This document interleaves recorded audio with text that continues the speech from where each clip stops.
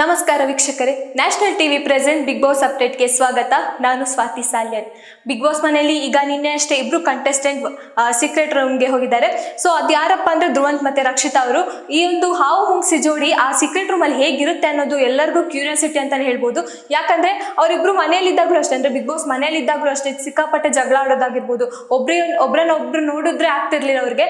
So ಆ ಒಂದು ಕಾರಣಕ್ಕಾಗಿ ಅವರಿಬ್ಬರಲ್ಲಿ ಸಾಕಷ್ಟು ಜಗಳಗಳಾಗೋದಾಗಿರ್ಬೋದು, ಆರ್ಗ್ಯುಮೆಂಟ್ಸ್ ಆಗಿರ್ಬೋದು, ಒಂದು ಚಿಕ್ಕ ಚಿಕ್ಕ ವಿಷಯಕ್ಕೂ ಅವರಿಬ್ರು ಮಾತಾಡೋ ರೀತಿ ಅಂದ್ರೆ ಅವ್ರ ಆರ್ಗ್ಯುಮೆಂಟ್ಸ್ ಆಗಿರ್ಬೋದು, ಧ್ರುವಂತ್ ರಕ್ಷಿತವನ್ನ ದೂರೋದಾಗಿರ್ಬೋದು, ರಕ್ಷಿತ ಧ್ರುವಂತನ ದೂರೋದಾಗಿರ್ಬೋದು, ಈ ತರ ಸಾಕಷ್ಟು ನಡೀತಾ ಇತ್ತು.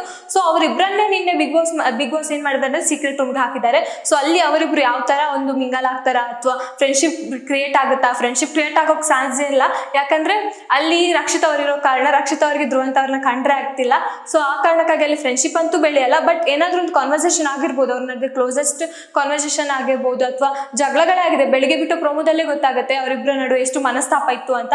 ಸೊ ಆ ಕಾರಣಕ್ಕಾಗಿ ಆ ಒಂದು ಸೀಕ್ರೆಟ್ ರೂಮ್ ಅಲ್ಲೂ ಈ ಬಿಗ್ ಬಾಸ್ ಮನೆಯಲ್ಲಿ ಎರಡೂ ಕೂಡ ನೋಡ್ಬೇಕಾದ್ರೆ ನಮ್ಗೆ ಸಿಕ್ಕಾಪಟ್ಟೆ ಮನೋರಂಜನೆ ಅಂತೂ ಗ್ಯಾರಂಟಿ. ಯಾಕಂದ್ರೆ ಅಲ್ಲೂ ಜಗಳ ಇಲ್ಲೂ ಜಗಳ ಅಂತಾನೆ ಹೇಳ್ಬೋದು. ಸೊ ಇಲ್ಲೂ ಜಗಳನೇ ಆಗ್ತಾ ಇದೆ. ಈಗ ಒಂದು ಪ್ರೋಮೋ ಬಿಟ್ಟಿದ್ದಾರೆ. ಸೊ ಪ್ರೋಮೋವನ್ನ ನೋಡ್ಕೊಂಡು ಬಂದಾಗ ಗೊತ್ತಾಯ್ತು ಚೈತ್ರ ಮತ್ತೆ ಅಶ್ವಿನಿ ಅವರಿಗೆ ಸಿಕ್ಕಾಪಟ್ಟೆ ಜಗಳ ಆಗ್ತಾ ಇದೆ, ಒಂದು ಜುಟ್ಟು ಜಗಳ ಅಂತಾನೆ ಹೇಳ್ಬೋದು. ಸೊ ಅವರಿಬ್ಬರ ಈ ಜುಟ್ಟು ಜಗಳದಲ್ಲಿ ಯಾರು ಬಲಿ ಆಗ್ತಾರೆ ಅಂತ ನೋಡಿದ್ರೆ ರಾಶಿಕಾ ಅವರು. ಯಾಕಂದ್ರೆ ಅಲ್ಲಿ ಉಸ್ತುವಾರಿ ಆಗಿದ್ದು ರಾಶಿಕಾ ಅವರು. ಸೊ ರಾಶಿಕಾ ಅವರ ತೀರ್ಮಾನ ಏನಾಗಿದೆ, ಆ ಒಂದು ತೀರ್ಮಾನ ಯಾರಿಗೂ ಇಷ್ಟ ಆಗಲ್ಲ. ಅಲ್ಲಿ ಚೈತ್ರ ಅವರಾಗಿರ್ಬೋದು, ಚೈತ್ರ ಅವ್ರಿಗೆ ಇಷ್ಟ ಆಗ್ತಿಲ್ಲ ಅವರ ತೀರ್ಮಾನ. ಅಂದ್ರೆ ಏನೋ ಉಸ್ತುವಾರಿ ಮಾಡ್ಬೇಕಾದ್ರೆ ಏನೋ ಡಿಸಿಷನ್ ತಗೊಂಡಿರ್ಬೇಕು. ಸೊ ಆ ಕಾರಣ ಅವ್ರಿಗೆ ಇಷ್ಟ ಆಗ್ತಾ ಇಲ್ಲ. ಹಾಗಾಗಿ ಅಶ್ವಿನಿ ಅವರು ಅಲ್ಲಿ ಸಮಾಧಾನದಿಂದ ಇದ್ದಾರೆ. ಆದ್ರೆ ಅವರಿಬ್ಬರ ಜಗಳ ನೋಡಿದ್ರೆ ಎಲ್ಲೋ ಕಿತ್ತಾಡೋ ತರ ಏನಿದೆ, ಅಂದ್ರೆ ಜುಟ್ಟು ಕಿತ್ತಾಡೋ ತರ, ಅಂದ್ರೆ ಹೆಂಗಸು ಹೇಗೆ ಕಿತ್ತಾಡ್ತಾರೋ ಆ ರೀತಿ ಕಿತ್ತಾಡ್ತಿದ್ದಾರೆ ಅಲ್ಲಿ.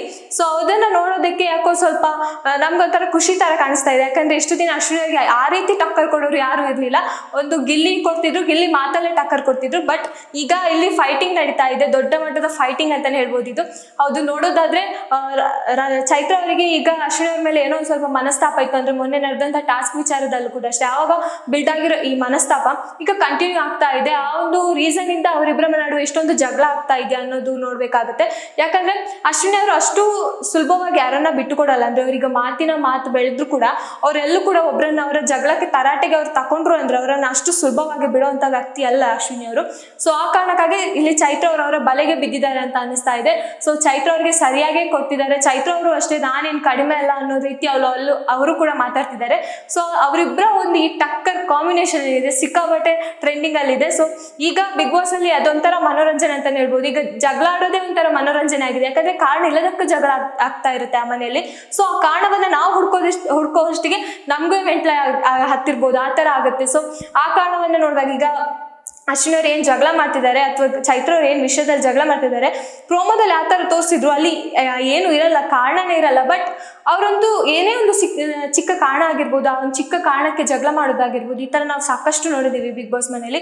ಸೊ ಆ ತರನೇ ಇದು ಕೂಡ ಅಷ್ಟೇ, ಎರಡು ಟೀಮ್ ಆಗಿರುತ್ತದೆ. ಸೊ ಮೇ ಬಿ ಅಲ್ಲಿ ರಜತ್ ಮತ್ತೆ ಚೈತ್ರ ಒಂದು ಟೀಮ್ ಆಗಿರ್ಬೋದು, ಮತ್ತೆ ಅಶ್ವಿನಿ ಮತ್ತೆ ಸೂರಜ್ ಅವರು ಒಂದು ಟೀಮ್ ಆಗಿರ್ಬೋದು. ಅಲ್ಲಿ ಕುತ್ಕೊಂಡು ಕೆಲವರಷ್ಟು ಮಾತಾಡ್ತಾರೆ. ಅಂದ್ರೆ ಮಾಡುವವರು ಅಲ್ಲಿ ಜೋರಾಗಿ ಮಾತಾಡೋದನ್ನ ನೀವು ನೋಡಿರ್ಬೋದು, ತುಂಬಾ ಭಯೋ ರೀತಿ ಮಾತಾಡ್ತಾರೆ ಮಾಡುವರು. ಸೊ ಅಲ್ಲಿ ಏನೋ ಒಂದು ಟೀಮ್ ಕ್ರಿಯೇಟ್ ಆಗಿದೆ.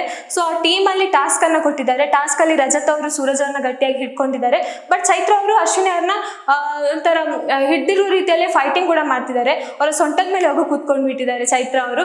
ಸೊ ಅಲ್ಲಿ ಅಶ್ವಿನಿ ಅವರಿಗೆ ಅದನ್ನ ಬಿಡಿಸೋಕಾಗದೆ ಅಲ್ಲಿ ಏನೋ ಒಂದು ಜಟಪಟಿ ನಡೆದು, ಅಲ್ಲಿ ಕಿತ್ತಾಟ ನಡೆದು, ಸೊ ಆ ಕಾರಣಕ್ಕಾಗಿ ಅಲ್ಲಿ ಏನೋ ಒಂದು ಜಗಳ ಆಗಿರ್ಬೋದು. ಬಟ್ ಅಲ್ಲಿ ಮೇನ್ಲಿ ಟಾರ್ಗೆಟ್ ಮಾಡ್ತಿದ್ದಾರೆ ಅಂದ್ರೆ ರಾಶಿಕಾ ಕಡೆ ಬೆಳೆ ತೋರಿಸಿದ್ದಾರೆ. ಸೊ ರಾಶಿಕಾ ಅವರ ನಿರ್ಣಯ ಏನೋ ಸರಿ ಇಲ್ಲ ಅಂತ ಇಲ್ಲಿ ಅವರು ವಾದ ಆಗ್ತಾ ಇದೆ. ಸೊ ಕರ್ಮ ರಿಟರ್ನ್ಸ್, ನನ್ನ ಉಸ್ತುವಾರಿ ಬಂದಾಗ್ಲೂ ನಿಂಗೆ ಇದಾಗುತ್ತೆ ಅನ್ನೋ ಮಾತನ್ನ ಕರ್ಮ ರಿಟರ್ನ್ಸ್ ಅಂತ ರೂಪದಲ್ಲಿ ಹೇಳ್ತಾರೆ ಚೈತ್ರ ಅವರು. ಸೊ ನೋಡ್ಬೇಕು ಯಾವ ಕಾರಣಕ್ಕೆ ಇವರಲ್ಲಿ ಇಷ್ಟೊಂದು ಜಗಳ ಆಯ್ತು, ಆ ಜಗಳ ಎಲ್ಲಿ ತನಕ ಮುಟ್ಟುತ್ತೆ. ಏನಾದ್ರೂ ಈ ಜಗಳ ವೀಕೆಂಡ್ ತನಕ ಇರುತ್ತೆ ಅಂದ್ರೆ ಈ ಒಂದು ವಾರದಲ್ಲಿ ಅವರು ಅದನ್ನ ಮುಂದುವರಿಸ್ತಾ ಹೋಗ್ತಾರ. ಯಾಕಂದ್ರೆ ಈ ವಾರ ಏನಾಗ್ತದೆ ಅಂದ್ರೆ ಜಗಳ ಆಡೋರು ಬಿಟ್ಟು ಆ ಜಗಳವನ್ನ ಎಲ್ಲಿ ತನಕ ತಗೊಂಡು ಹೋಗ್ತಾರೆ ಅಂದ್ರೆ ನಾಮಿನೇಷನ್ ತನಕ ತಗೊಂಡು ಹೋಗ್ತಾರೆ, ಕಳಪೆ ಮಟ್ಟಕ್ಕೂ ತಗೊಂಡು ಹೋಗ್ತಾರೆ. ಕಳಪೆ ಕೊಡ್ಬೇಕಾದ್ರೂ ಆ ರೀಸನ್ನೇ, ನಾಮಿನೇಟ್ ಮಾಡ್ಬೇಕಾದ್ರೂ ಆ ರೀಸನ್, ಅಥವಾ ಮನೇಲಿ ಸಣ್ಣ ಪುಟ್ಟ ಆಕ್ಟಿವಿಟೀಸ್ ಬಂದ್ರೆ ಈಗ ಮಸಿ ಬೆಳೆಯೋದು ಆ ತರ ಏನಾದ್ರು ಒಂದು ಆಕ್ಟಿವಿಟೀಸ್ ಬಂದ್ರು ಕೂಡ ಅದೇ ರೀಸನ್. ಸೊ ಒಂದು ರೀಸನ್ ಅನ್ನು ಅವರು ಸ್ಟ್ರಾಂಗ್ ಆಗಿ ಇಟ್ಕೊಳ್ತಾರೆ. ಆ ಒಂದು ಕಾರಣಕ್ಕಾಗಿ ಬಿಗ್ ಬಾಸ್ ಮನೆಯಲ್ಲಿ ಈಗ ಅದೇ ಕಾರಣ ಆಗಿದೆ. ಅಂದ್ರೆ ಒಂದು ರೀಸನ್, ಯಾವುದೇ ಒಂದು ಅವ್ರು ಏನೋ ಬೈದ್ರು ಅಥವಾ ಏನೊಂದು ಹೇಳಿದ್ರು, ಆ ಮಾತನ್ನೇ ರೀಸನ್ ಆಗಿಟ್ಕೊಂಡು ಎಲ್ಲದಕ್ಕೂ ಕಳಪೆಗಾಗಿರ್ಬೋದು ಅಥವಾ ಏನೋ ಒಂದು ಆಕ್ಟಿವಿಟಿಯಲ್ಲಿ ಆಗಿರ್ಬೋದು ಅಥವಾ ಬೇಸಿಕಲಿ ನಾಮಿನೇಷನ್ಗಂತೂ ಅದೇ ಕಾರಣವನ್ನ ಹುಡುಕ್ತಾರೆ. ಹಾಗಾಗಿ ಒಂದು ಏನು ಆ ಕಾರಣಕ್ಕಾಗಿ ಅವರೊಂದು ಏನು ಅಷ್ಟು ಕಿತ್ತಾಡ್ತಿದ್ದಾರೋ ಅದಲ್ಲಿ ಅಲ್ಲಿ ಏನಾಗಿರ್ಬೋದು, ಆ ಒಂದು ಟಾಸ್ಕ್ ಅಲ್ಲಿ ಏನಾಗಿರ್ಬೋದು ಅಂತ ನಾವು ನೋಡೋದಾದ್ರೆ ಇವತ್ತಿನ ಎಪಿಸೋಡ್ ನೋಡಿದ್ರೆ ನಮ್ಗೆ ಗೊತ್ತಾಗುತ್ತೆ. ಅಲ್ಲಿ ಅದ್ರ ಜುಟ್ಟು ಜಗಳ ಅಂತೂ ಸಿಕ್ಕಾಪಟ್ಟೆ ನಡೀತಾ ಇದೆ. ಸೊ ಇಲ್ಲಿ ಯಾರ ಜುಟ್ಟು ಯಾರ ಕೈಗೆ ಬರ್ಬೋದು ಅನ್ನೋದು ಗೊತ್ತಾಗ್ತಿಲ್ಲ. ಬಟ್ ಇವತ್ತಿನ ಪ್ರೋಮೋ ಮಾತ್ರ ಬಿಸಿ ಬಿಸಿ ಆಗಿದೆ. ಸೊ ಯಾರ ಜಗಳದಲ್ಲಿ ನಿಮ್ಗೆ ಯಾರು ಗೆಲ್ಬೇಕು ಅಂದ್ರೆ ಅಶ್ವಿನಿ ಮತ್ತೆ ಚೈತ್ರದಲ್ಲಿ ಯಾರು ವಿನ್ ಆಗ್ಬೇಕು, ಯಾರ ಮಾತು ನಿಮ್ಗೆ ಸರಿ ಅನ್ಸುತ್ತೆ ಅನ್ನೋದನ್ನ ಕಮೆಂಟ್ ಮಾಡಿ. ಸೊ ಇನ್ನಷ್ಟು ವಿಷಯಕ್ಕಾಗಿ ನೋಡ್ತಾ ಇರಿ ನ್ಯಾಷನಲ್ ಟಿವಿ. ಧನ್ಯವಾದಗಳು.